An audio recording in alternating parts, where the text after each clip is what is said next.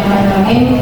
Assalamualaikum warahmatullahi wabarakatuh. Waalaikumsalam warahmatullahi wabarakatuh. Selamat pagi dan salam sejahtera dan berkah semua. Yang kami hormati Ibu Kepala Sekolah, yang kami hormati Wakil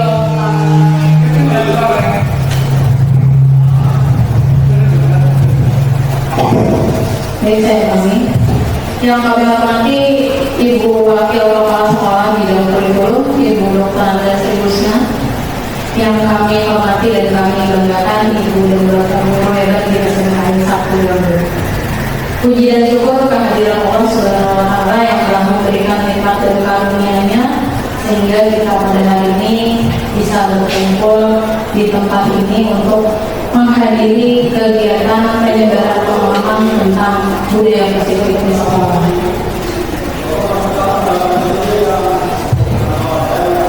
Pada kesempatan diseminasi hari ini, kita akan mengetahui lebih dalam tentang topik penyebaran pemahaman atau diseminasi budaya positif yang ada di sekolah bersama kami calon guru penggerak angkatan 11 yaitu Bapak Rifa Hadrian dan saya sendiri Dia Rahmawati, sehingga melalui kegiatan diseminasi hari ini bisa menjadi wadah untuk menambah pengetahuan, kemudian bisa memperluas wawasan sehingga bisa saling bertukar pengalaman pada masing-masing guru. Ibu dan Bapak Guru hebat, sebelum kita memasuki acara ini, marilah kita ucapkan basmalah supaya kegiatan kita hari ini bisa berjalan dengan lancar. Bismillahirrahmanirrahim. Sebelum kami memasuki acara inti, kami mohonkan kata pengantar dari Wakil Kepala Sekolah Bidang Kurikulum kepada Ibu Dr. Andra Sribusna. Kami silakan.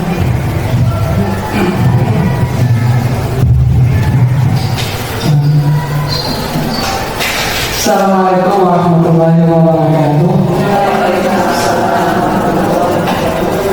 A'udzubillahi minasyaitonir rajim. Bismillahirrahmanirrahim. Allahumma shalli ala sayyidina Muhammad wa ala ali sayyidina Muhammad. Dan terhormat Bapak dan Ibu sekalian, yang lebih kita hormati yang berada di depan kita, Bapak Rifai dan Ibu Dia Rahmawati.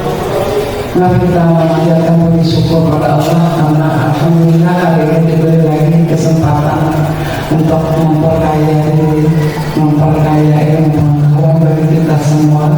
Semua adalah karena Allah yang mempertemukan kita dalam suasana yang sangat baik ini. Puji dan syukur dan salam juga kita haturkan kepada Nabi besar Muhammad SAW serta keluarga, sahabat dan orang yang melaksanakan ajaran beliau hingga akhir zaman. Diminta sebagai mengantar adalah mengantar itu belum tentu sampai ke tujuan, mengantar berdepan tidak ya. Jadi melihat judulnya diseminasi budaya positif di sekolah, kayaknya kita semua terkait lah melihat judulnya ini. Apa sih isinya? Apa sih yang dipaparkan nanti oleh Bapak dan Ibu penggerak? Tergeraklah kita ya, tergerak ya. Kalau tidak tergerak tidak normal. Tergerak paling tidak hendak tahu juga itu isinya apa. Dan hari ini, kesempatan ini menambah, mudah-mudahan selain dari menambah wawasan kita, menambah semangat kita untuk menerapkannya. Ya, setelah mempelajarinya kita terapkan. Ini salah satu ide menggerakkan 10 orang dulu digerakkan, nanti 10 orang ini akan menyebarkan pergerakan ini ke orang-orang di sekitar. Paling tidak tergerak pribadi dan orang-orang sekitar itu adalah sebuah pergerakan yang positif. Kalau negatif itu cuma bergeraknya, tapi kalau positifnya lambat. Tapi lambat pasti ada. Ya. Jadi hari ini kita berbahagia sekali karena mendapatkan kesempatan untuk mempelajari kembali isi diseminasi budaya positif di sekolah ini. Mudah-mudahan setelah ini nanti akan ada pergerakan yang akhirnya kita setelah belajar membahas atau mempelajari hari ini, selain dari Bapak dan Ibu pemberat, kita pun juga akan bergerak melaksanakan. Selamat kepada Bapak dan Ibu yang hari ini bisa melewati insya-Allah tahap ini, nanti tahap berikutnya, dan sampai pada sudah apa namanya itu dikukuhkan sebagai guru yang bergerak, tergerak, dan mampu menggerakkan. Dan yang lain terinspirasi lah, yang mudah-mudahan terinspirasi juga untuk bisa berbagi dan ya paling tidak melihat contoh dulu dari apa yang mereka berdua lakukan. Nanti akan berikut mengikuti langkah-langkah yang mereka lakukan yang pastinya untuk mengoptimalkan pengembangan kompetensi masing-masing. Terima kasih atas momen ini, terima kasih atas perhatiannya. Mudah-mudahan kita semua mendapatkan perlindungan dan rahmat dari Allah SWT. Assalamualaikum warahmatullahi wabarakatuh.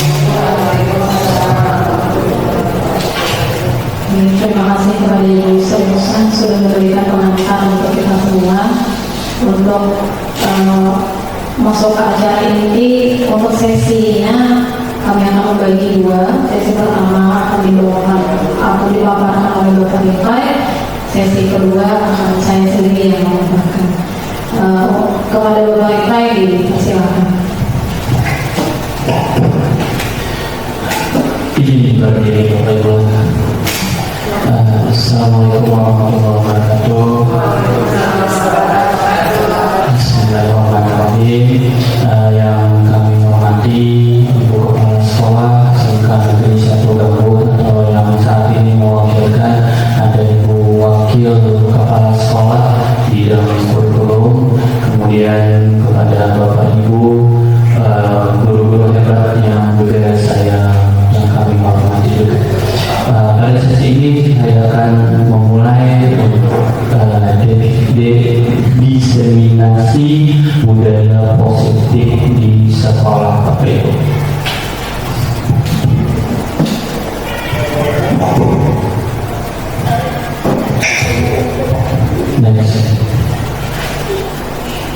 Oke, sebelum saya memulai forum diskusi atau forum penyampaian penyebaran informasi terkait diseminasi budaya positif sekolah, ada baiknya kita mengadakan kesepakatan forum dulu Bapak Ibu. Ya, kita adakan dulu kesepakatan forum agar forum ini nanti bisa berjalan dengan baik, dengan lancar, dan bisa memberikan kemanfaatan kepada kita sendiri. Ibu, di sini kami telah membuat beberapa kesepakatan forum. Yang pertama, Bapak Ibu kami mintakan untuk menyimak dengan baik, kemudian yang kedua saling menghargai, dan yang ketiga apabila nanti ada yang ditanyakan silakan raise hand atau angkat tangannya. Nah, bagaimana Bapak Ibu untuk yang tiga ini sepakat? Sepakat Bapak Ibu. Tapi di situ Bapak Ibu masih ada kolom yang kosong Bapak Ibu. Kira-kira bagusnya ditambahkan apa nih Bapak Ibu? Untuk kesepakatan kita bersama Bapak Ibu, sehingga nanti forum ini bisa berjalan dengan baik, dengan lancar, dan kita punya kesepakatan di mana kita akan menjalankan kesepakatan itu karena memang itu dari kita Bapak Ibu. Nah, Bapak Ibu ada tambahan Bapak Ibu? Ada tambahannya mungkin kesepakatan kalian?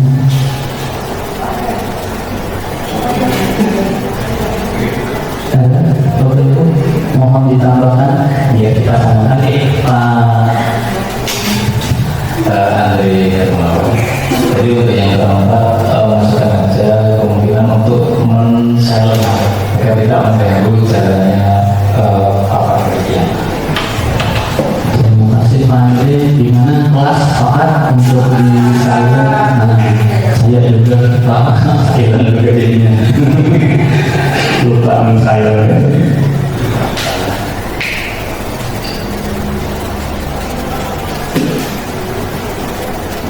Nah, kita sepakat ya, kita salurkan apa yang disampaikan. Ada lagi satu kolom lagi Bapak Ibu.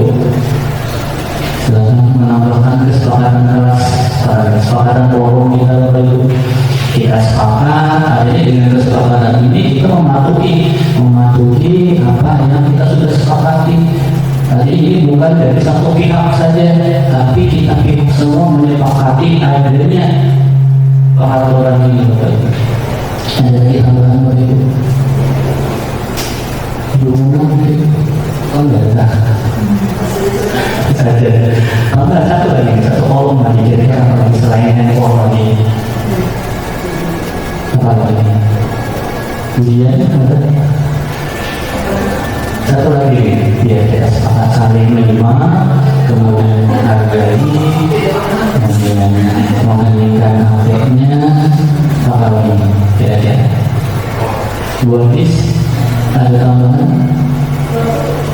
Cukup juga. Cukup poinnya. Cukup nih ya Bapak Ibu ya, kesepakatan kita ya Bapak Ibu. Semoga dengan kita ini sepakat, artinya di forum ini kita punya kontrol diri, kita mengendalikan diri atas kesepakatan yang sudah kita buat sama-sama Bapak Ibu. Oke, kita next kemudian. Yang pertama kita ada yang namanya budaya positif.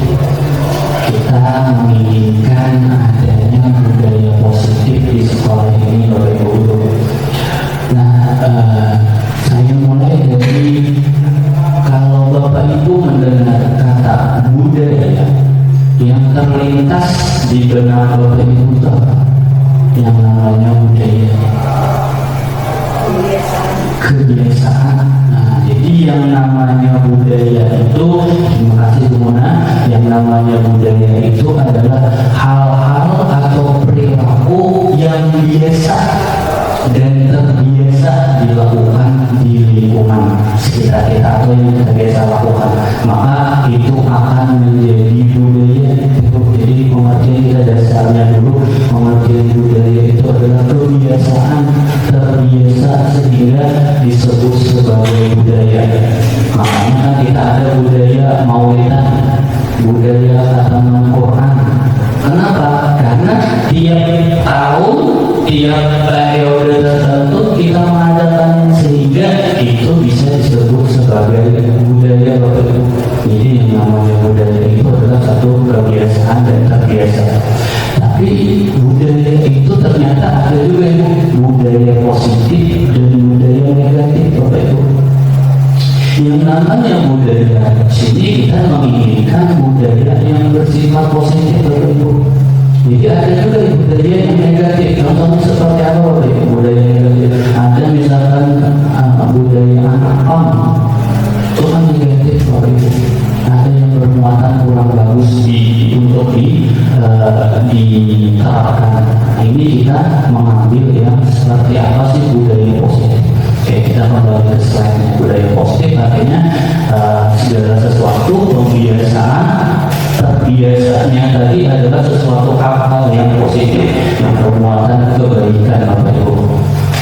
Oke, seorang guru yang baik harus memiliki kemampuan mewujudkan budaya positif di sekolah. Seorang guru mampu untuk mewujudkan budaya positif. Nah, jadi ini tugas kita Bapak Ibu untuk menciptakan adanya budaya positif ini.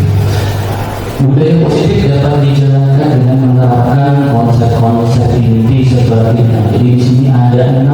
Jadi kalau kita mau menerapkan budaya positif di sekolah kita, pembiasaan budaya positif di sekolah kita, itu kita harus tahu dulu ada 6 konsep dari budaya positif itu sendiri.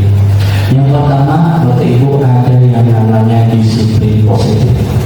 Apa itu disiplin positif? Nanti kita diskusikan lagi. Yang kedua, ada motivasi perilaku manusia. Kita sebagai manusia, dan kita harus menyadari juga Bapak Ibu, siswa kita itu, peserta kita itu adalah manusia juga Bapak Ibu. Jadi ketika kita mau menerapkan budaya positif, kita paham dulu, oh ternyata yang namanya manusia itu punya perilaku khusus.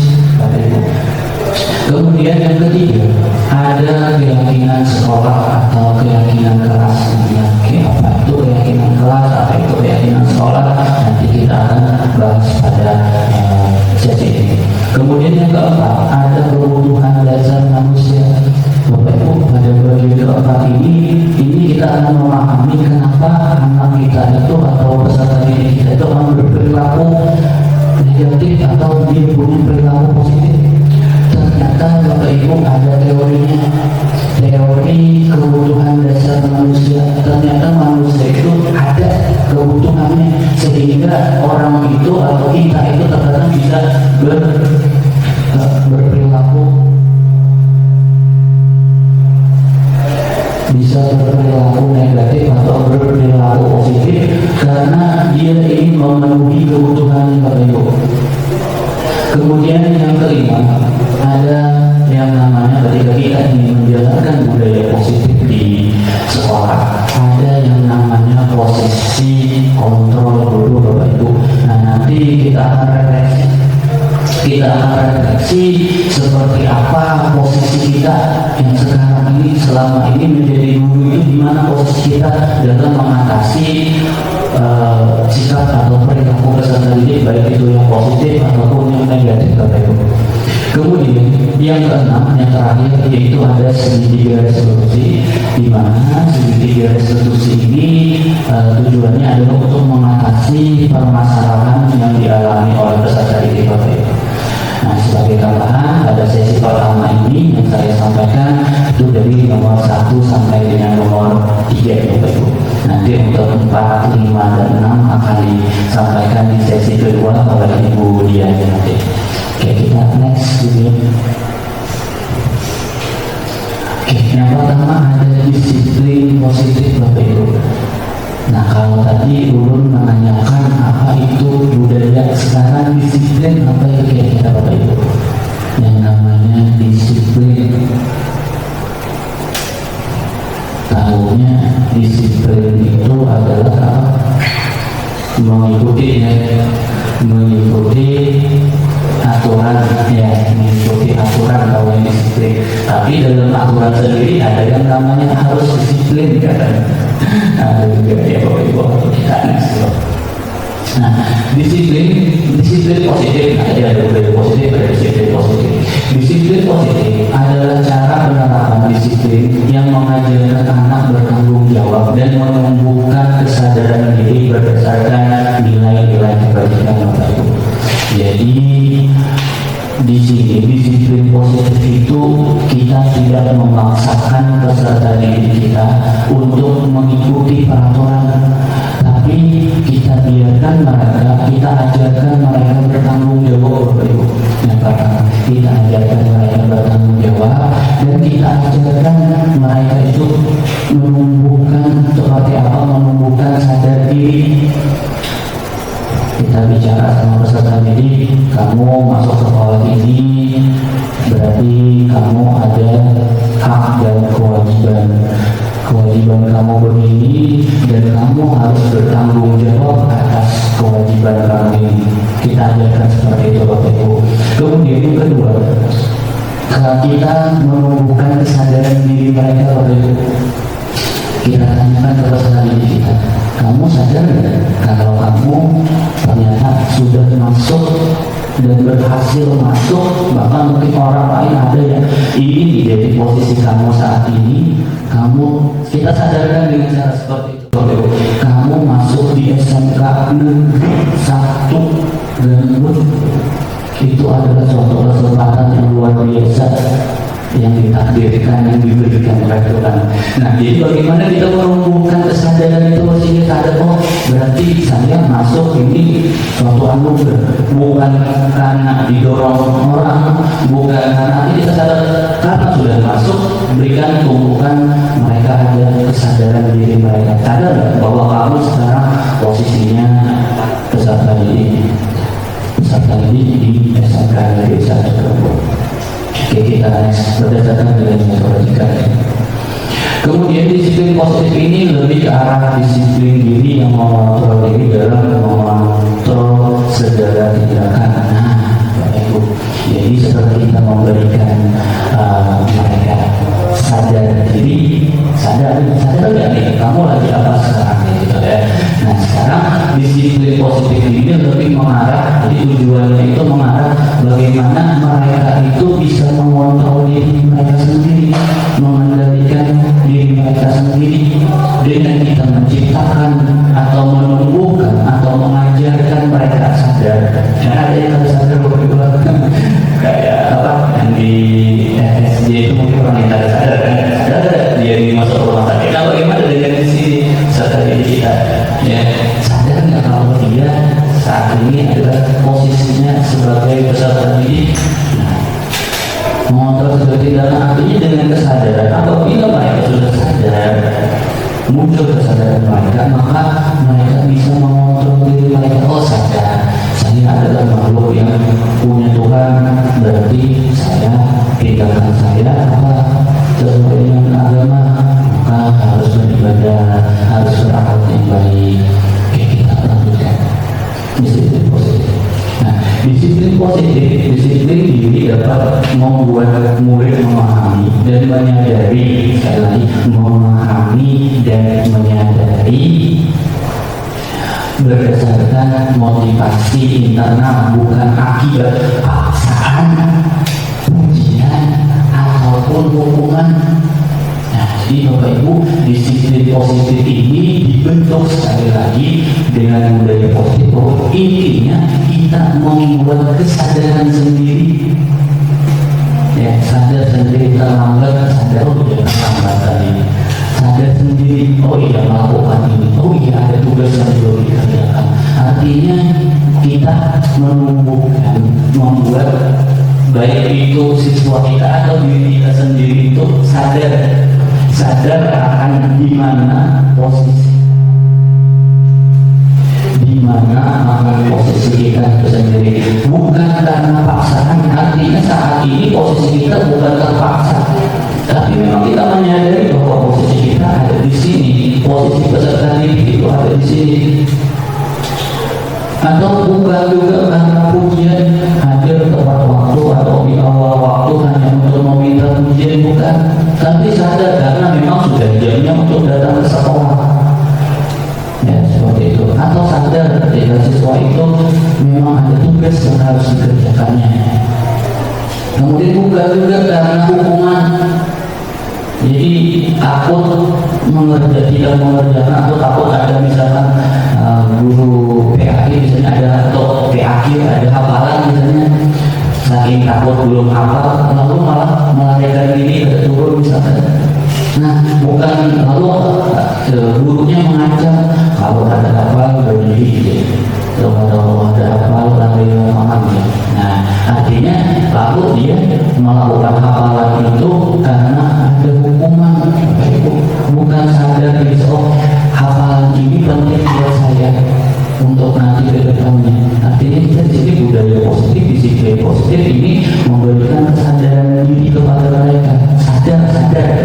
Kalau orang mungkin ada yang dicipati pakai air lah, disambur ke dalam bahasa Banjar itu supaya sadar gitu ya. Jadi kesurupan gitu. Oke, next ya. Nah, khususnya lagi disiplin positif ini mengarah kepada tujuan pendidikan Indonesia atau tujuan pendidikan nasional kita itu. Jadi kementerian atau secara pendidikan nasional itu mengarahkan supaya peserta didik kita itu memiliki yang namanya karakter profil pelajar Pancasila itu. Ini untuk generasi yang saat itu mungkin ada karena sebelumnya ada peserta didik abad 21, mungkin Bapak Ibu pernah mendengar kalau yang PPG di tahun-tahun sebelumnya itu ada pembelajaran abad 21. Nah, seperti apa ada bentuknya bahwa menggunakan media. Nah sekarang ada lagi yang baru lagi di mana tujuan nasional pendidikan kita adalah profil pelajar Pancasila. Bagaimana menumbuhkan peserta didik kita itu supaya ada 6 pilarnya Bapak Ibu. Yang pertama beriman, bertakwa kepada Tuhan yang Maha Esa dan berakhlak mulia. Ini sudah mencakup semua sekolah harus menciptakan siswa yang seperti ini Bapak Ibu. Dengan caranya, dengan caranya seperti apa? Salah satunya tadi caranya adalah dengan cara yang positif, Bapak Ibu. Tidak ada paksaan, tidak ada pujian, tidak ada hukuman, tapi kita buat sadar kamu itu makhluk beragama, kamu itu punya Tuhan, kamu itu ada kewajiban untuk beribadah. Jadi yang pertama, bagaimana kita menciptakan profil pelajar Pancasila, bagaimana bertakwa kepada Tuhan Yang Maha Esa dan berakhlak mulia. Kemudian yang kedua, Bapak Ibu, dari profil pelajar Pancasila itu ada mandiri. Bagaimana kita menciptakan peserta didik punya karakter mandiri, Bapak Ibu. Tapi dengan kesadaran mereka sendiri, sadar kamu itu jangan banyak bergantung, kamu itu nantinya akan mandiri. Seperti itu kita memberikan kesadaran diri kepada mereka. Kemudian bernalar kritis, seperti apa kita dalam pembelajaran, kita ciptakan peserta didik itu punya kemampuan bernalar kritis. Jadi informasi yang kita sampaikan, kita mengharapkan, kita buat pancingan agar mereka bisa berpikir lebih dari apa yang kita berikan, Bapak Ibu. Itu tujuan rasional pendidikan kita, Bapak Ibu. Kemudian yang berikutnya ada berkebinekaan global, di mana Bapak Ibu kita tahu bahwa murid kita itu jangankan murid, gurunya pun itu dari berbagai suku yang berbeda, Bapak Ibu, punya karakter yang berbeda. Bagaimana berkebinekaan global ini kita bisa memahami dan mentoleransi mereka, atau kita sendiri toleransi dengan sesama kita atau antar suku, sama Bapak Ibu. Ya, jadi bagaimana mereka punya sikap yang bisa mentoleransi secara global. Kemudian yang kelima, Bapak Ibu, bagaimana kita menciptakan peserta didik kita mempunyai karakter bergotong royong, mau bekerja sama, mau bekerja sama, kooperatif, bertindak, dan bisa menghargai pendapat, memberikan pendapat, ya, toleransi, Bapak Ibu. Itu dalam bergotong royong itu. Yang terakhir dari profil pelajar Pancasila, bagaimana kita menumbuhkan kesadaran mereka supaya mereka sadar mereka itu punya potensi, Bapak Ibu. Peserta didik kita itu punya potensi yang harus kita kembangkan, Bapak Ibu. Tapi kita buat sadar dulu, Bapak Ibu, yaitu kreatif, Bapak Ibu. Mereka punya potensi kreatif. Bahkan kreativitas mereka itu sebenarnya di luar dari apa yang kita ekspektasikan, yang kita harapkan. Kita harap sederhana, padahal mereka bisa lebih dari itu. Karena kita pakai, kita berikan tugas ini, dia kreatif mungkin, padahal mau kita kreatifnya sebenarnya apa yang ada, ternyata yang mereka hasilkan lebih dari apa yang kita harapkan, Bapak Ibu. Nah, tapi bagaimana kita bisa menumbuhkan kesadaran diri pada mereka? Oke, next. Nah, kemudian kita manusia, peserta didik kita juga manusia, kita juga harus memahami motivasi perilaku manusia, Bapak Ibu. Jadi supaya kita bisa, oh dia ini manusia juga, gak bisa aku samakan, aku egois misalkan, aku egois gak bisa. Artinya mereka ini manusia sama dengan aku manusia. Aku perlu ini, sebenarnya dia juga perlu ini, Bapak Ibu. Apa aja motivasi perilaku manusia tadi? Ternyata motivasi manusia itu termotivasi dan bertindak sesuatu yang pertama karena ada menghindari ketidaknyamanan atau hukuman, Bapak Ibu, yang pertama. Jadi motivasi manusia itu ternyata lebih cenderung termotivasi karena dia menghindari ketidaknyamanan atau adanya hukuman. Contohnya tadi, ya. Contohnya tugas terdekat, karena ada tugas yang dikumpul, kalau tidak mengerjakan dia menghindarinya dengan cara membuat yang lain, misalkan membuat masalah yang lain jadinya karena kita kaget. Sebenarnya kita tuh kayak gitu, Bapak Ibu, kita mencoba menghindari sesuatu yang ketidaknyamanan, hukuman, Bapak Ibu, kan sangat terlambat tidur karena orangnya. Jadi terlambat itu bagian dari kita menghindari misalnya menghindari dari salah satu motivasi. artinya harus termotivasi untuk datang lebih awal gitu.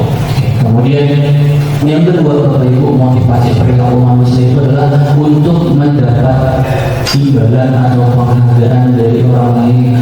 Ada Bapak Ibu peserta didik itu yang ternyata motivasi belajarnya itu karena diiming-imingi, ada juga lagu diiming-imingi penghargaan ya. Nah, lalu dia termotivasi untuk melakukan itu, bukan, tapi Bapak Ibu ternyata dia punya batasan. Bapak Ibu nanti mungkin akan disampaikan dengan dia iming-iming ini atau penghargaan ini yang diharapkan itu ada batasannya. Ternyata dia tidak akan berkembang karena dia hanya menuntut dari iming-iming atau penghargaan atau pujian. Karena memang manusia juga ada yang karakternya hendak dipuji, hendak disanjung, bila disuka dipuji, dan bila dipuji melayang. Kemudian yang ketiga Bapak Ibu, motivasi manusia, motivasi perilaku manusia untuk menjadi orang yang mereka inginkan dan menghargai diri sendiri dengan nilai-nilai yang mereka percaya Bapak Ibu. Nah, bahasa lainnya narsis Bapak Ibu. Ya, merasa rasa pembumasnya di orang Banjar. Ya, karena mereka ingin menjadi orang yang mereka inginkan, menghargai diri sendiri dan dengan nilai-nilai yang mereka percaya. Kemudian next ini 3 motivasi perilaku. Kemudian selanjutnya kita dalam melakukan budaya positif, seperti apa sih isi dari budaya positif? Yang namanya positif tentu saja hal-hal yang bersifat baik, khususnya lagi dalam hal ini ada yang bersifat nilai-nilai kebaikan Bapak Ibu. Apa itu nilai kebaikan? Adalah sifat positif manusia yang merupakan tujuan mulia yang ingin dicapai setiap individu. Nah, bagaimana kita bisa menumbuhkan ini, menyadarkan nilai-nilai kebaikan ini kepada kita sendiri khususnya, dan lebih utamanya lagi mungkin kita ke peserta didik kita Bapak Ibu. Apa saja contohnya Bapak Ibu? Ini yang nilai kenapa disebut positif tadi.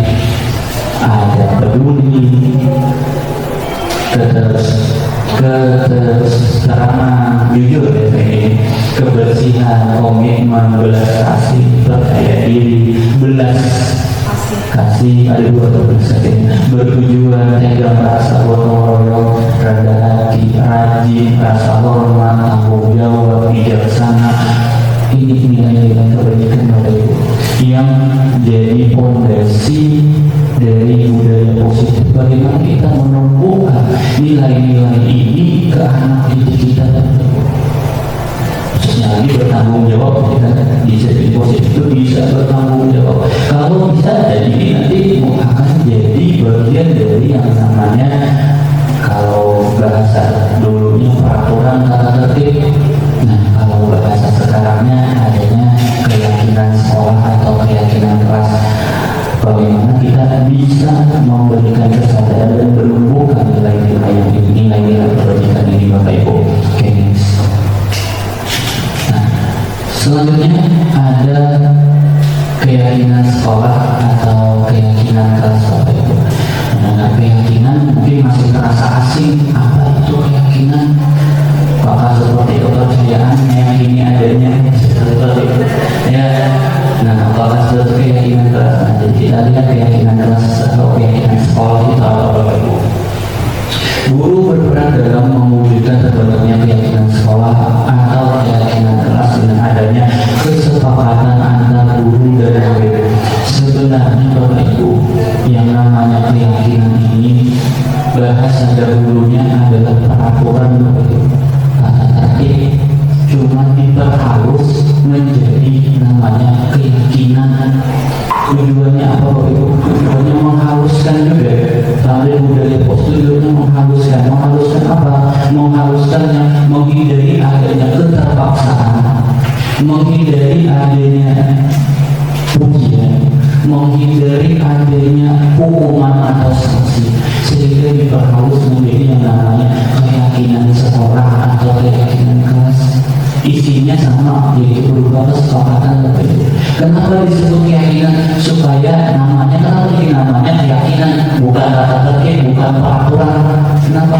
Karena supaya di hatinya meyakini bahwa ya ada di hati ini, kita kan bentuknya adalah menyadarkan supaya dalam hatinya yakin ada nilai bertanggung jawab, ada nilai-nilai kebaikan, peduli, toleransi, gotong royong, jujur, supaya ada hal-hal seperti itu. Makanya disebutnya Bapak Ibu keyakinan supaya mereka sendiri, diri kita sendiri dan semuanya itu yakin akan kita sebenarnya punya nilai itu, tapi kita harus bisa menerapkan nilai-nilai kebaikan tadi.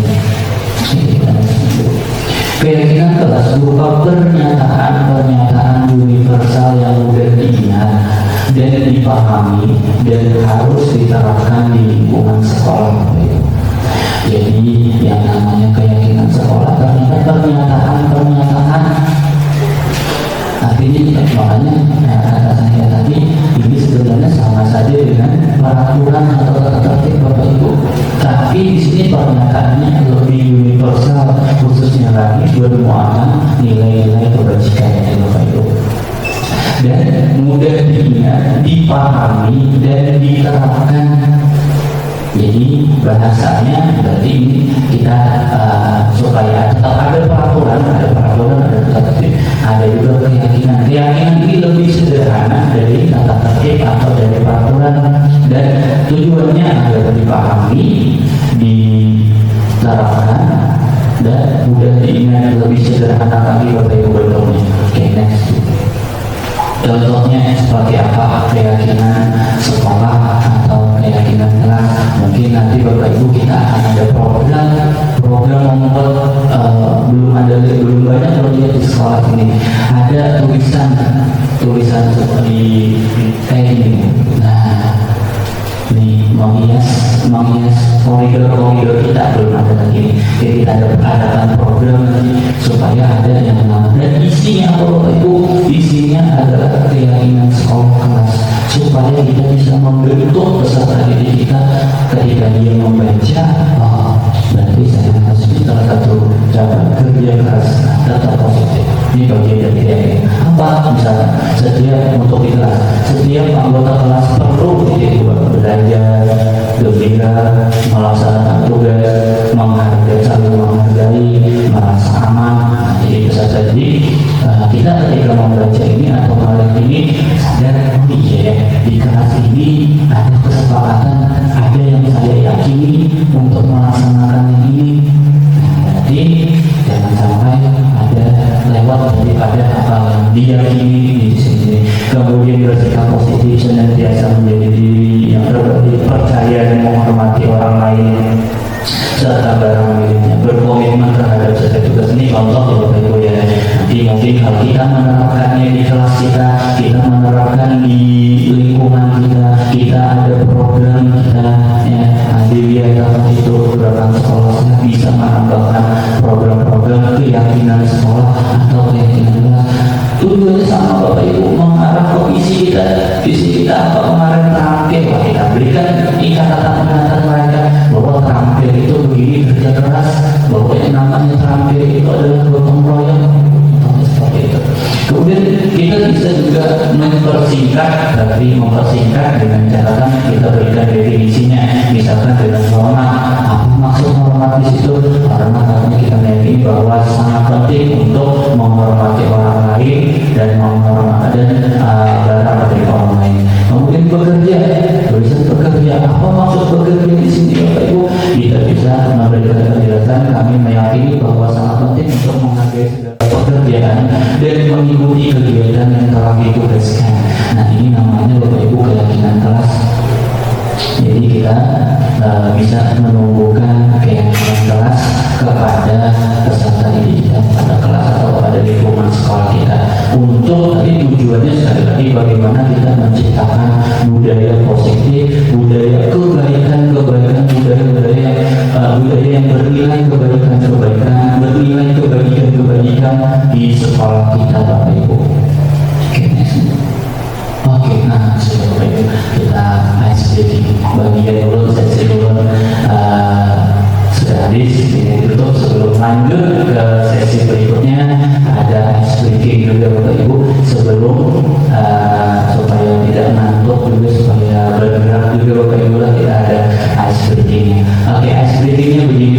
kita next dulu. Nah, ada kata kuncinya Bapak Ibu. Ada ayah telinga, ibu hidung, adik jari, kakak dagu. Saya minta tolong nanti Bapak Ibu, apabila saya mengucapkan ayah, kedua tangan Bapak Ibu ke telinga dia. Apabila saya mengucapkan ibu,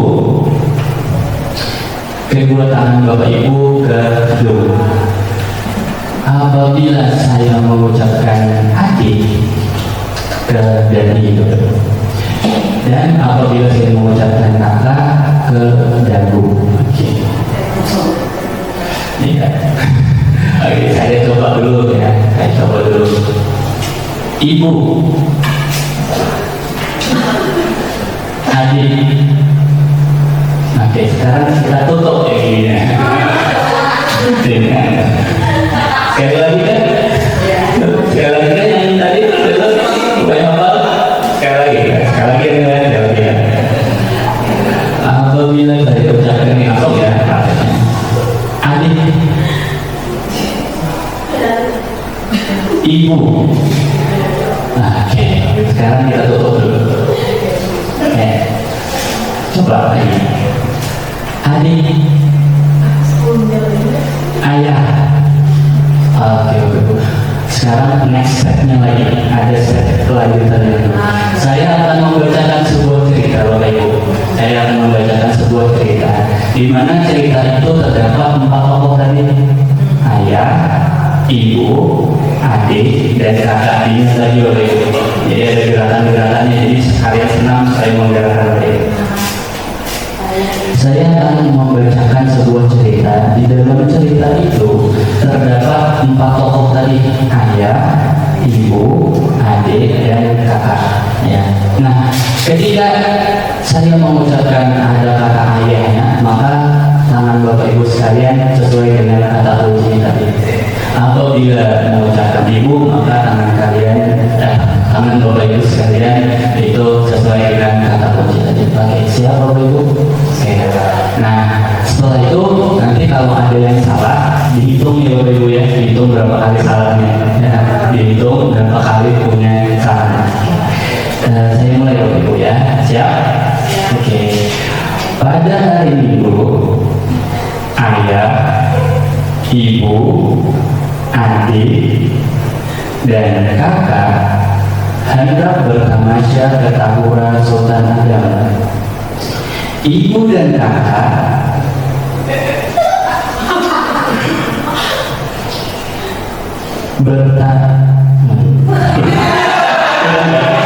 sudah dari pagi menyiapkan bekal, sedangkan si adik hanya asik dengan botol minumnya. Lalu si kakak berkata, adik, sudahlah disiapkan apa saja yang adik perlukan.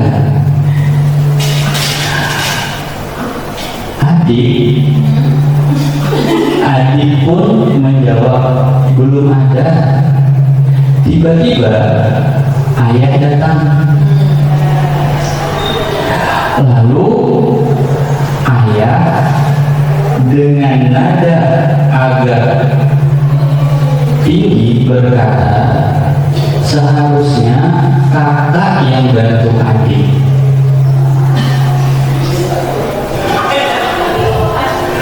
Baiklah, jawab kakak.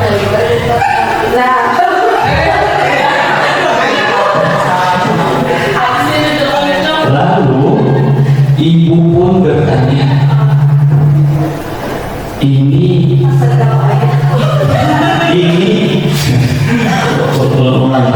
lalu ibu pun bertanya, ini ide kakak, ini ide kakak kan? Apa sih kelebihan tempat wisata Tahura ini? Lalu ayah memotong pertanyaan ibu. Ia jelaskan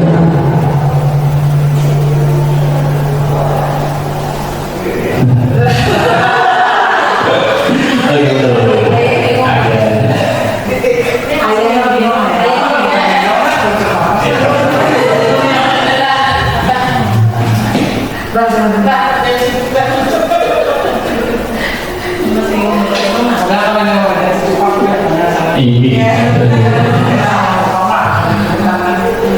ayah pun mengarahkan untuk segera bersiap lebih cepat. Saat itulah si adik kembali dengan semangat yang baru. Tak lama keluarga itu pun berangkat menuju tempat wisata terdekat.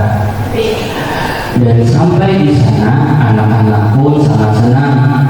Bahkan si adik bertanya mengapa ayah sering mengajak keluarga ke tempat tersebut. Ayah menjawab, karena tempat itu sangat indah dan banyak pepohonan dan tempat bermain yang menyenangkan. Lalu si kakak pun ikut setuju dan mengatakan bahwa tempat itu sangat nyaman, istimewa karena memiliki keanekaragaman flora dan fauna yang cukup unik. Ibu dan adik pun ikut menyimak penjelasan ayah. Mereka pun menikmati suasana hingga senja tiba. Keluarga pun pulang dengan hati senang dan gembira. Selesai. Refleksinya apa Bapak Ibu dari ice breaking ini? Pertanyaannya Bapak Ibu, fokusnya atau ada yang jauh dulu? Apa kira-kira yang bisa kita ambil dari ice breaking tadi? Selain dari fokus katanya Bu Adis ya, fokus apa lagi? Konsentrasi, apa lagi? Bergerak ya, kita ada gerakan Bapak Ibu ya. Nah, pertanyaan saya Bapak Ibu lebih fokus ke mendengarkan kata ayah, ibu, adik, kakak untuk ini, atau Bapak Ibu lebih fokus kepada ceritanya? Apa itu? Bagi orang yang kalau saya tuh merasa tergantung mendengarkan. Ya, sehingga tidak apa-apa mulai dari ceritanya. Nah, itu. Tapi kalau orang yang sensitif, senang dengar. Iya, betul sekali Bapak Ibu. Jadi di sini refleksinya begini. Bapak Ibu tipikal orang yang mengikuti aturan atau permainan tadi. Kenapa aturannya cuma mau fokus kepada apa tadi, bukan fokus pada ceritanya Bapak Ibu ya. Jadi kalau diminta apakah Bapak Ibu bisa menceritakan kembali? Betul, karena Bapak Ibu fokus kepada apa yang diperintahkan, budaya positif Bapak Ibu. Nah, ini juga sebagai contoh Bapak Ibu bisa diterapkan di kelas Bapak Ibu sekalian. Ceritanya apa? Ceritanya diganti Bapak Ibu. Jadi ini ISD ini lumayan bagus. Jadi cerita ini bisa Bapak Ibu ganti dengan cerita nanti mau mengarah kemana. Ada teman saya itu guru PAI, dia mau menjelaskan warisan. Jadi diceritakan ayah membagi warisan, ibu dapat segini. Jadi anak-anak itu saya kita kembalikan. Tadi berapa dapat, mereka fokusnya ke gerakan atau fokusnya ke pembagian warisan dari Bapak Ibu. Nah, seperti itu Bapak Ibu. Nah, itu ice breaking dari saya. Terima kasih atas partisipasi, atas partisipasi Bapak Ibu sekalian. Kita akan lanjut ke sesi selanjutnya. Sesi selanjutnya ada 4, 5, dan 6. Bagiannya akan dilanjutkan oleh Ibu Dian Rahmawati. Pada Ibu Dian dan kami pasien.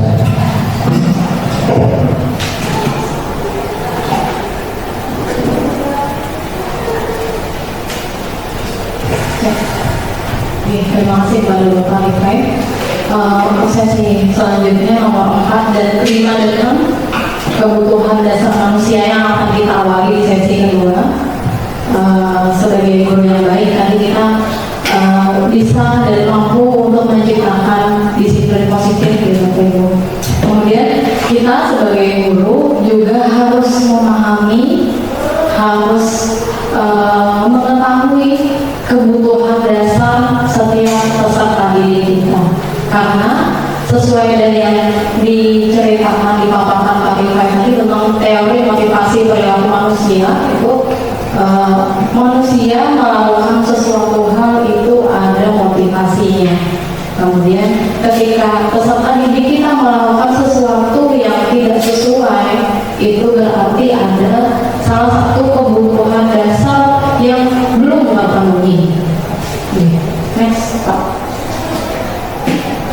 Kebutuhan dasar manusia di sini pernyataannya adalah ketika seorang murid itu melakukan suatu perbuatan yang bertentangan dengan nilai-nilai kebajikan atau melanggar peraturan, itu sebenarnya mereka gagal memenuhi kebutuhan dasarnya. Kebutuhan dasar manusia itu ada 5 ya Bapak Ibu. Kita di sini juga sebagai manusia dan kita dituntut sebagai harus belajar karena kita adalah pendidik. Kebutuhan dasar manusia yang pertama adalah bagaimana seorang manusia bisa bertahan hidup, kemudian bagaimana bisa merasa diterima, kemudian kasih sayang, kemudian yang ketiga adalah kebebasan, yang keempat adalah kesenangan, yang terakhir yang kelima adalah penguasaan atau power. Next, Pak. Yang pertama kita akan membahas tentang kebutuhan dasar manusia yang bertahan hidup. Ya, kebutuhan dasar manusia di sini bersifat fisiologis. Jadi misalnya kesehatan, rumah, makanan, kemudian kebutuhan biologis sebagai bagian dari proses reproduksi. Jadi misalkan kayak kita mau ke belakang, misalkan ada siswa yang mau izin Pak Bu mau ke belakang, itu salah satu untuk memenuhi kebutuhan dasarnya dalam hal reproduksi. Kemudian komponen psikologis pada kebutuhan ini yaitu kebutuhan akan perasaan aman. Jadi peserta didik kita berhak untuk merasa aman berada di dekat kita ya Bapak Ibu. Mereka merasa aman untuk bisa memperoleh pendidikan di sekolah. Ya, begitu Bapak Ibu. Lanjut, Pak. Kemudian kebutuhan dasar yang kedua adalah kasih sayang dan merasa diterima. Di sini kebutuhan untuk disayangi dan diterima meliputi kebutuhan akan koneksi sosial, kemudian kebutuhan untuk mengerti, kemudian menerima kasih sayang, kemudian merasa menjadi bagian dari suatu kelompok. Jadi biasanya kalau ada anak didik yang memiliki kebutuhan dasar kasih sayang dan merasa diterima yang tinggi, mereka biasanya suka memimpin, dominan seperti itu ya Bu. Kemudian anak-anak yang cuek Bu di kelas, ya karena kita menemui ya Bapak Ibu, anak-anak di kelas itu yang cuek, yang bahasa Banjarnya itu kadang mukanya mau.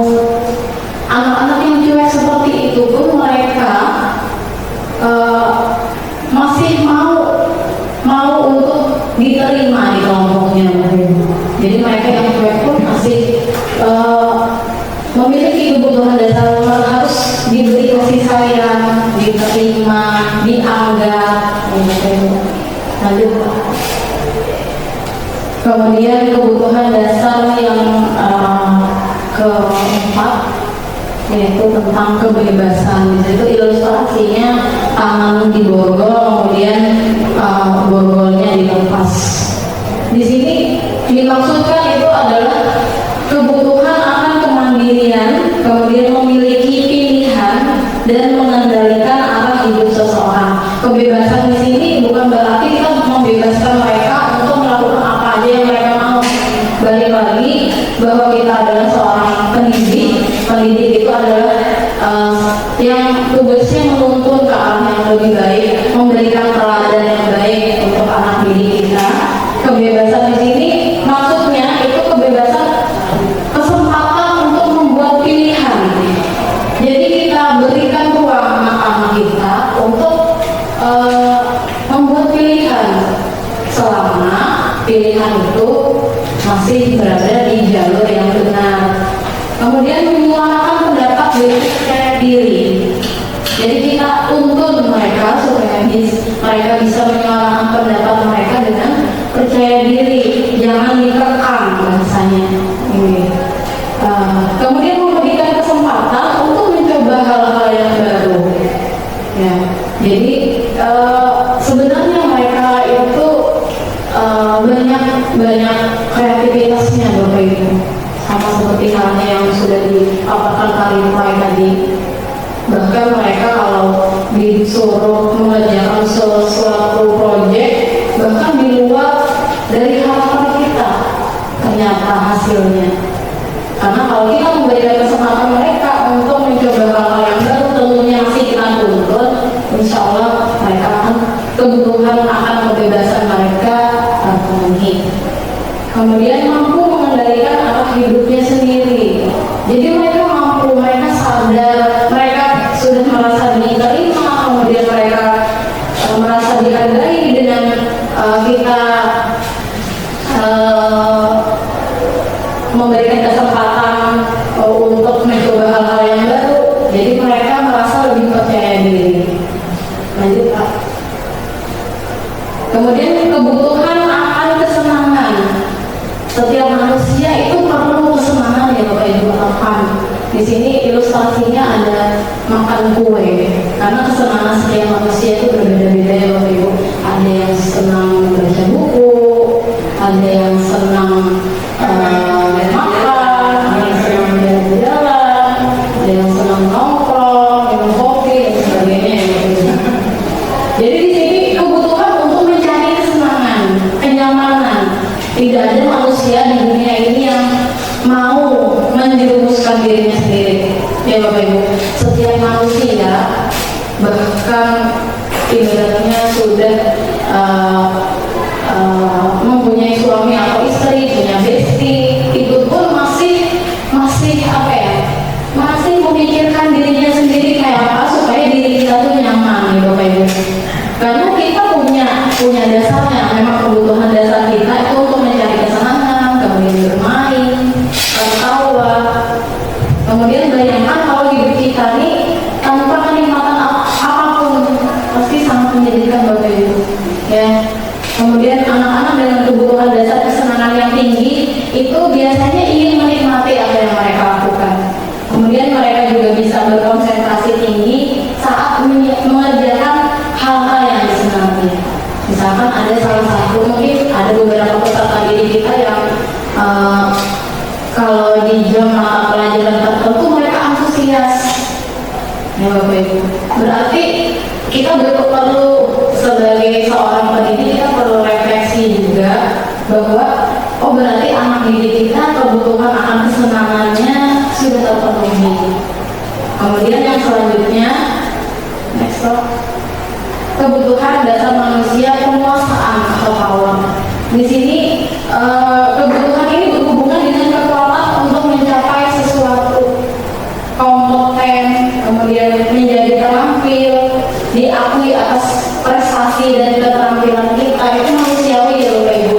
Anak didik kita punya kebutuhan dasar yang mereka itu perlu sekali-kali kita validasi.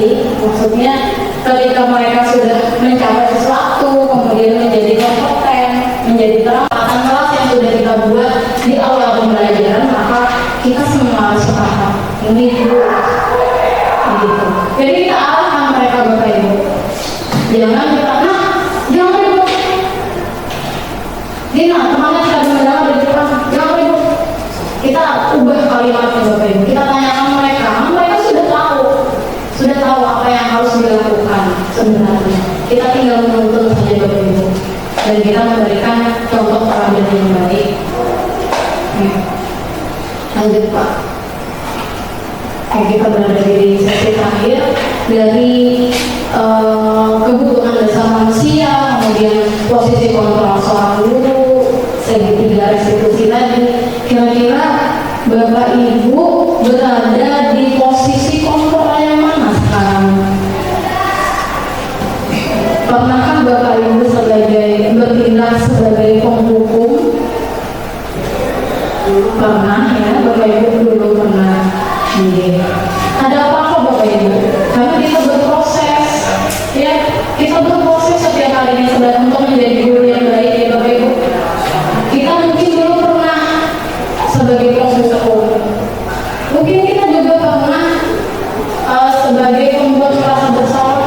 ini kayak ada kasihan kan dengan ibu, kayak kamu ibu bisa di KFC.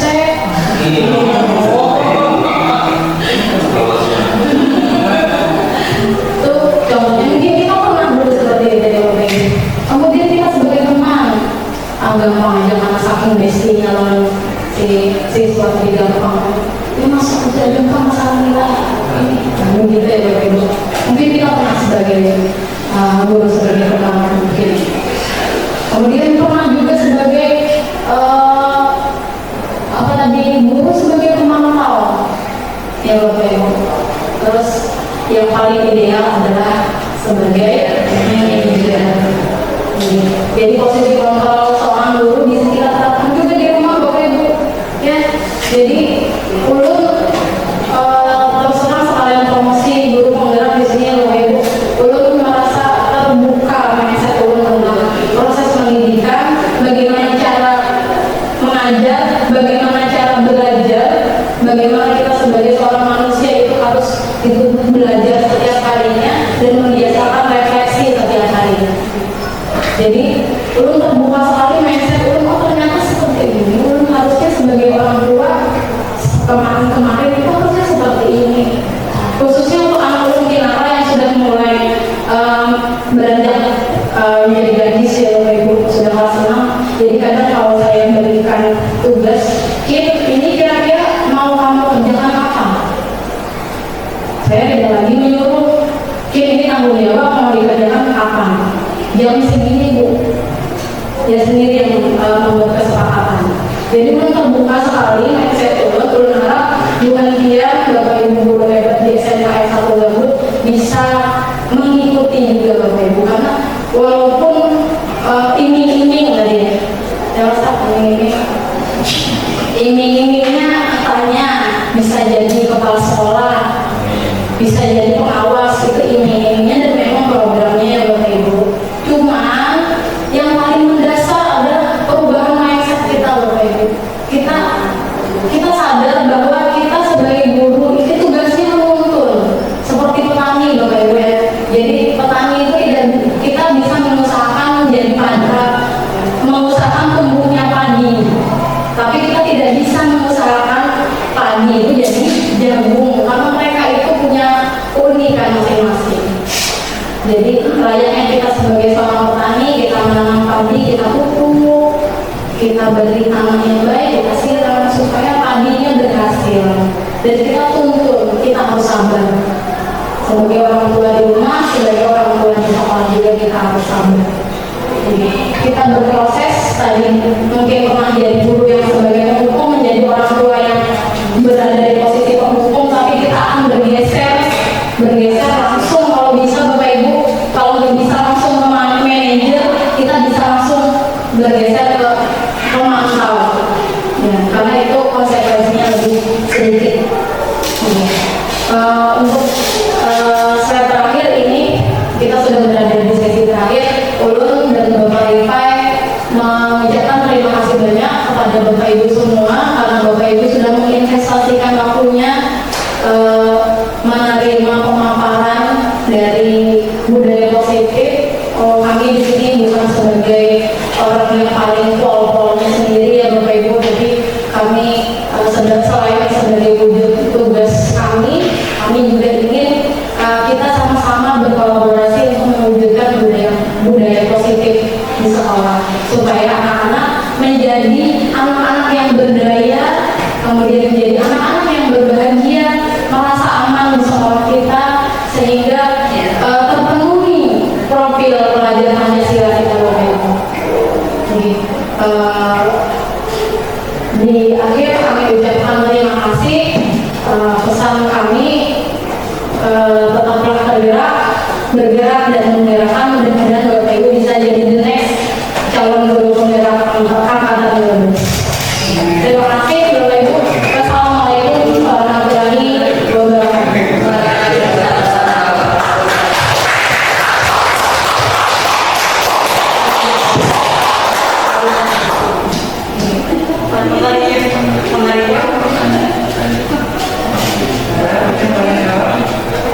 Oh iya.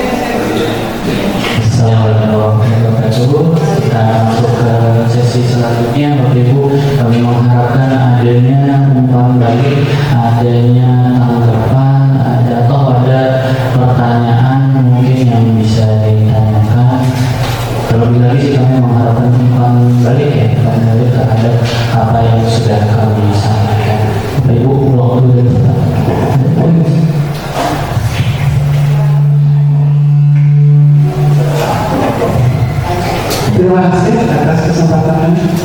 Sebenarnya tidak pertanyaan, karena pertanyaan itu akan memerlukan jawaban dan jawaban memerlukan lagi pembuktian.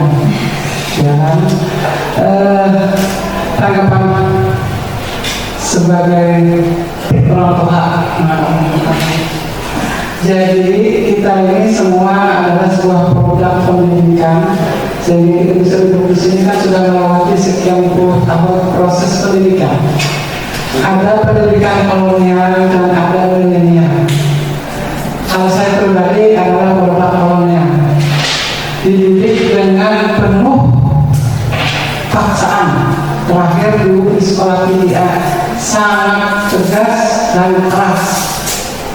Memang pada saat itu memang zamannya memang diperlukan dan dampaknya memang terasa ya, seperti kan saya ya terlambat menyapu koridor yang panjang, nyapu dengan sekali menyapu itu besoknya ada lagi terlambat karena ada hukuman yang berat dan itu berdampak panjang sekali ya, malu lah, capek lah. Jadi hukuman di zaman pendidikan kolonial itu memang pas. Nah sekarang sudah zamannya berubah ya, karena banyak sekali pengaruh kepada anak didik, pengaruh barat, pengaruh teknologi. Asalnya yang diharapkan anak itu punya mental yang kuat, tetapi dengan game itu banyak menghancurkan yang kekuatan dalam tubuhnya, dalam hatinya. Bila kita tetap keras, itu akan berdampak menghancurkan sisi positif pada anak. Jadi memang dalam sekarang tidak bisa lagi pemaksaan atau hukuman, tetapi jangan juga dihilangkan. Kalau dihilangkan akan berdampak lebih lagi, karena sebuah budaya pembiasaan dalam Islam saja ada. Bila tidak melaksanakan akan ada sanksi. Nah, itu pemaksaan itu. Cuma pemaksaannya tidak langsung dapat hukuman, jadi tidak sholat langsung hukuman, tidak kan? Diberi waktu dulu oleh Allah, baru nanti ditegur dengan berbagai macam. Nah itu contoh dalam Islam pemaksaan tetapi tidak langsung. Nah mungkin kita juga bisa. Ya, kalau saya berbagi, anak terlambat, saya sudah absen, kalau datang, mereka langsung berdiri di depan rumah tulis baca-baca kabuk. Kenapa? Karena baca-baca ada pahala. Dan saya setelah mengucapkan salam pasti membaca Fatihah dulu bersama-sama. Jadi mereka yang terlambat kan otomatis memang tidak baca-baca. Jadi itu memang pemaksaan, tapi pemaksaannya diberi kesadaran bahwa itu manfaatnya untuk menjaga. Jadi setiap masuk terlambat pasti mereka tuh berdiri baca Fatihah, gitu aja. Nah kecuali kalau misalnya lapor lalu orang bu misalnya malam tuh baca Yasin kan gitu. Jadi kebiasaan memang ada kekerasan, tapi kekerasannya tidak untuk menghancurkan, tapi mendidik gitu ya. Jadi mungkin tidak bisa juga terlalu lembut, tetapi tetap ada di diri ini kebiasaan yang semacam pemaksaan atau positif. Yang dihindari itu adalah jangan kita hindari ada kekerasan verbal. Nah ini yang dihindari, kekerasan verbal dari guru-guru, mohon maaf lah guru-guru yang muda mungkin yang masih tinggi. Yang saya dulu pernah juga waktu ngajar di Palu di sana, mempost up ada, masuk objek ada. Kenapa? Karena pada saat itu masih muda kita, anak masih kecil, program di rumah banyak, datang sekolah, anak lagi, murid lagi macam-macam. Jadi dia dihukum. Nah sekarang sudah tidak lagi dan tidak zaman lagi menghukum verbal. Tadi kan bagus tadi ditanya kenapa, apa solusinya, itu lebih baik begitu. Meskipun kita tidak menutup perasaan kita jengkel, tapi kita ubah kata-kata yang ada kekerasan verbal. Karena anak-anak sekarang sudah kritis, dia melapor ke guru BK, sehingga terdeteksi oleh guru BK. Ya, guru BK si A, si B, si C itu sudah tahu guru mana yang sering mengucapkan kata-kata verbal keras.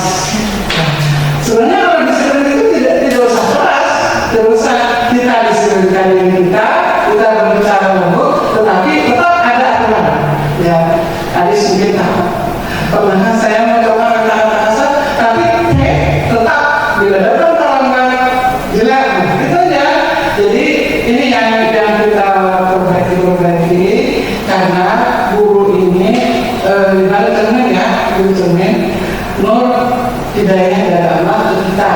Bila kita memancarkan cermin yang baik, cermin di hati kita baik, bersih, anak akan memantul nurnya, cahaya dari ke anak. Bila kita sendiri gelap, cahaya tidak akan masuk, sehingga apa yang kita sampaikan, apa yang kita minta ke anak itu tidak akan diserap oleh anak.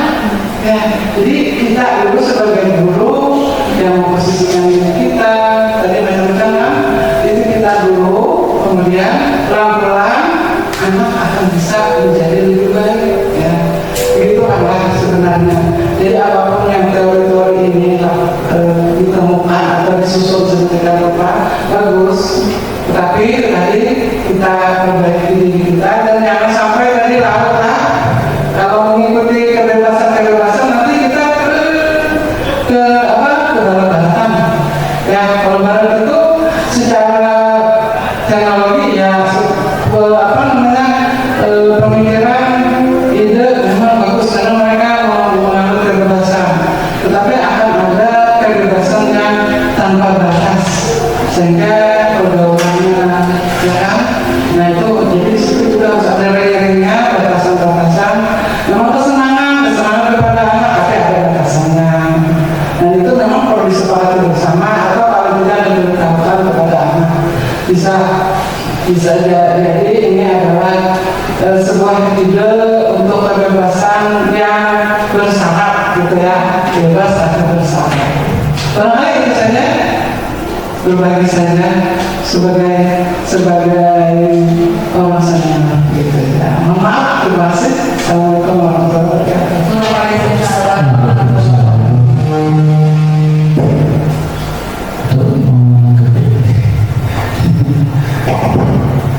Terima kasih Bu Sri, tanggapan beliau sangat luar biasa sebagai seorang senior yang tentunya melalui pengalaman mengalami berbagai hal sudah dibandingkan kita yang masih junior, masih muda-muda. Terkait dengan kebebasan, betul kata Ibu Sri tadi ya, Bapak Ibu, kita tidak bisa selalu membebaskan anak-anak, tapi kebebasannya bersyarat. Jadi kebebasan tadi lebih ke membiarkan mereka untuk menyuarakan pendapat, supaya dengan percaya diri, kemudian memberikan ruang, asal kita masih menuntun, membimbing. Tugas kita menuntun dan membimbing. Sebenarnya berat. Pendidikan kita sebagai seorang guru itu berat, Bapak Ibu, sebenarnya. Karena kita dituntut memberikan teladan yang baik dari perilaku, perkataan, Bapak Ibu. Karena kita akan melihat kita ibunya seperti itu. Seperti kata Ibu Sri tadi, kita memancarkan nur. Jadi kita memberikan aura positif untuk anak-anak kita, supaya mereka bisa menyerap energi positif dari kita. Kalau sudah menyerap energi positif, mereka akan dengan gampang menerima pembelajaran. Selamat Pak.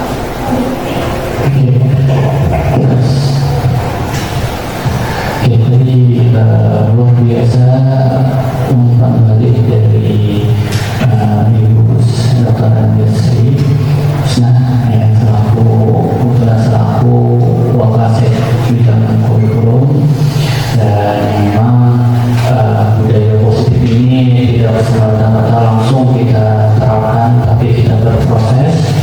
Artinya dengan adanya kita kompetensi kita sebagai guru, bahwa kita terus belajar juga, kita bisa menjadi lebih baik. Ya. Oke, itu dari Ibu Sri. Mungkin ada lagi yang memberikan umpan balik atau memberikan tanggapan. Kalau pertanyaan sudah tidak jadi masalah, silakan Ibu lagi.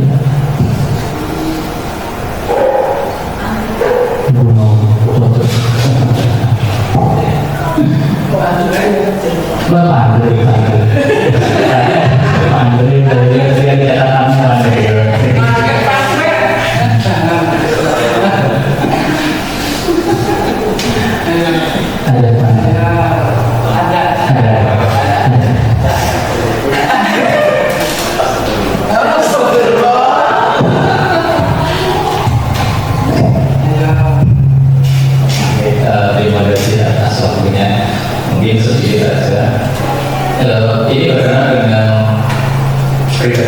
ya, perihal pembentukan diri, terutama pada 6 karakter dalam profil belajar Pancasila, di mana salah satunya itu adalah mandiri. Ya, di situ mungkin kalau pribadi saya itu tergantung atau karena paksaan tadi Pak.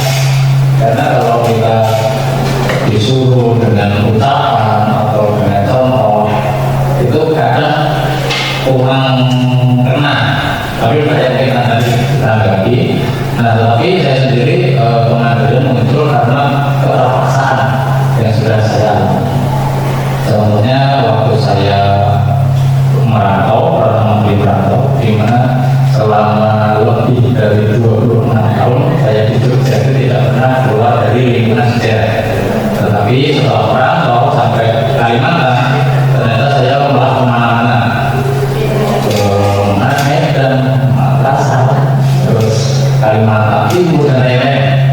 Nah, itu karena keterpaksaan itu maka akan timbul rasa sadar diri di kebutuhan bertahan hidup. Saya bertahan hidup di sini tanpa sanak saudara, tanpa keluarga, harus nyari teman sebanyak-banyaknya untuk bertahan hidup. Rasa mandiri pun kuat. Jadi itu mungkin karena keterpaksaan diri menurut saya. Jadi gimana tanggapan yang dalam proses termasuk yang 6 elemen tadi? Cukup sekian dari saya. Assalamualaikum warahmatullahi wabarakatuh. Waalaikumsalam warahmatullahi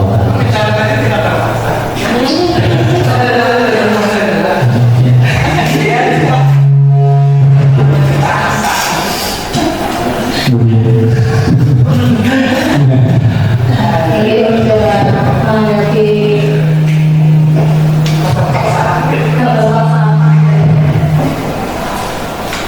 Oke, kalau kayaknya kita sama Pak.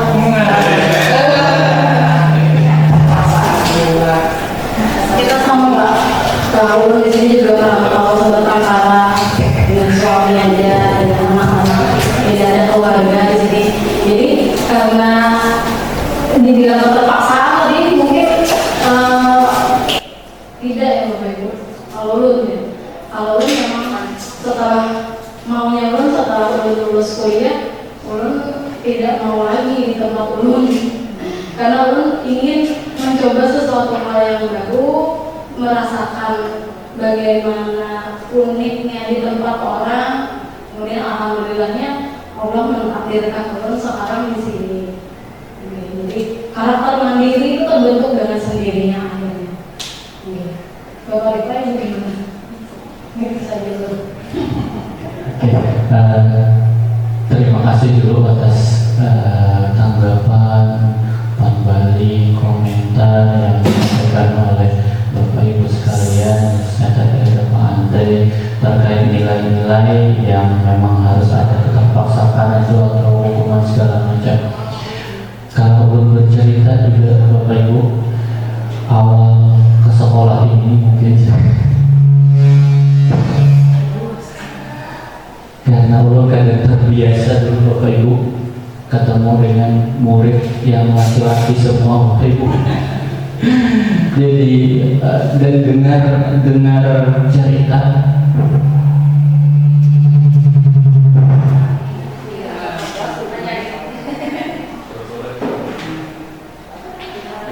dengan cerita Bapak Ibu, kalau di sini katanya kadang mempan kalau kata-kata aja, apalagi siswanya laki-laki yang sebenarnya badannya lebih besar dari saya, harus push up, harus squat jump. Itu di sekolah saya sebelumnya sudah mulai dihilangkan Bapak Ibu, tapi seiring berjalannya waktu saya paham kenapa masih ada hal seperti itu Bapak Ibu. Jadi saya bukan berarti pro dengan budaya positif ini atau kontra dengan budaya positif tadi. Kembali pernyataan yang luar biasa tadi dari Ibu Sri tadi bahwa ketika budaya positif artinya apa? Yang pertama dalam penerapannya kita coba dulu Bapak Ibu, kita mencoba dari yang halus dulu Bapak Ibu.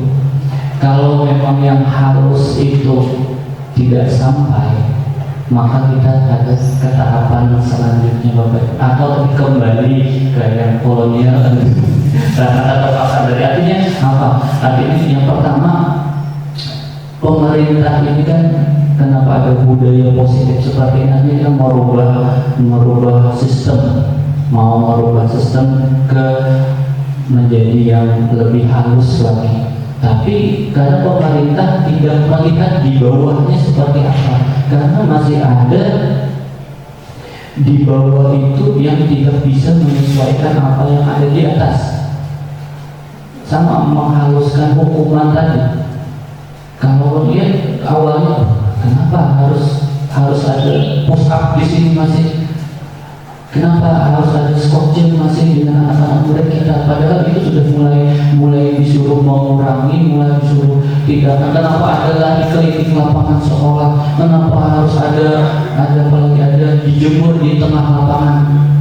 Seperti itu. Padahal itu sudah mulai dikurang-kurangi. Cuma sekali lagi kita dalam berproses itu bertahap. Artinya sekarang pemerintah ingin kita adanya budaya positif dengan awal-awalnya yang kita kata dulu, ternyata kata-kata kita mempan, nah itu maka kita berproses ke tahapan selanjutnya Bapak Ibu. Ada dari kata Ante mandiri dengan keterpaksaan kuliah. Artinya apa? Kalau memang mandiri itu bukan dari dalam diri sendiri, tidak bisa tumbuh dari dalam diri sendiri, maka kembali ke proses yang dasarnya artinya mandiri dengan keterpaksaan. Artinya ada poin-poin yang seperti itu yang memang ada, yang memang bisa kita terapkan, tapi kita mencoba untuk menerapkan. Tapi kalau tidak mempan, maka kita next step atau kita mundur ke step yang biasanya Bapak Ibu. Makanya bertanya, kenapa kok masih ada push up di sini? Oh ternyata anaknya seperti ini, memang harus begini kondisinya gitu ya. Jadi ya berarti karena kita mendapatkan kompetensi yang baru, lalu di kompetensi ini coba sebelum mereka melakukan push up itu tadi kita coba bicarakan dulu. Kamu tahu nggak salahnya di mana? Kamu ingat nggak peraturan kita apa? Artinya kita tanyakan dulu, kita gini, kamu tahu nggak konsekuensinya apa? Ingat nggak sanksinya apa? Kedepannya gimana kamu? Artinya kita coba dengan bicara. Karena kita kompetensi baru, ada zaman yang baru, ada perubahan masa. Sehingga kalau ternyata dengan begitu tidak mempan, mau kembali lagi dulu. Karena kita tetap berproses. Artinya ada hal baru dari pemerintah, sistemnya kita coba terapkan pelan-pelan. Tapi ternyata masih karena pemerintah tidak melihat yang ada di bawahnya, di bawah kondisi real yang di bawahnya mereka tidak tahu. Mereka tahu bahwa ini bagus, ini terapkan. Tapi ketika dalam penerapannya tetap kita ada proses. Kadang kita harus kembali ke zona yang sebelumnya. Ya, nah itu saja. Mungkin ada lagi Bapak Ibu, kita waktunya sudah habis, waktu lengkap sudah lebih.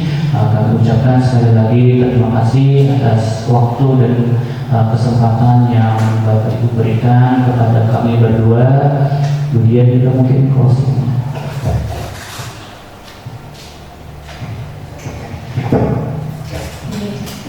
Terima kasih Bapak Ibu, sekali lagi kami ucapkan sebanyak-banyaknya karena sudah meluangkan waktunya, melonggarkan dirinya untuk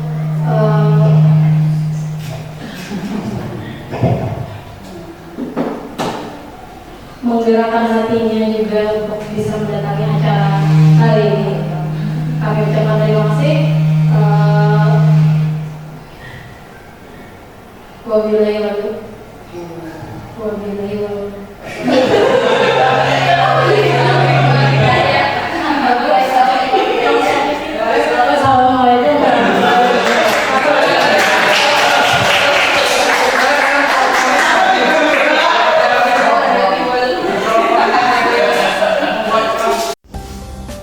Assalamualaikum warahmatullahi wabarakatuh. Perkenalkan, saya Hairunisa. Saya guru di SMK Negeri 1 Gambut. Dan kebetulan kemarin saya diundang untuk menjadi peserta diseminasi budaya positif di sekolah. Kesan saya selama mengikuti kegiatan tersebut, saya sangat senang sekali karena materinya sangat bagus dan tentunya sangat bermanfaat untuk diri saya. Bahkan ada hal yang membuat mindset saya berubah, yaitu ketika menegur siswa itu tidak dengan marah-marah, tetapi dengan memberikan pemahaman. Dan luar biasa Ibu Dian dan Bapak Ripai, semoga lancar terus, semangat terus dalam menjalankan proses CGP ini. Semoga lancar sampai dikukuhkan. Terima kasih. Wassalamualaikum warahmatullahi wabarakatuh.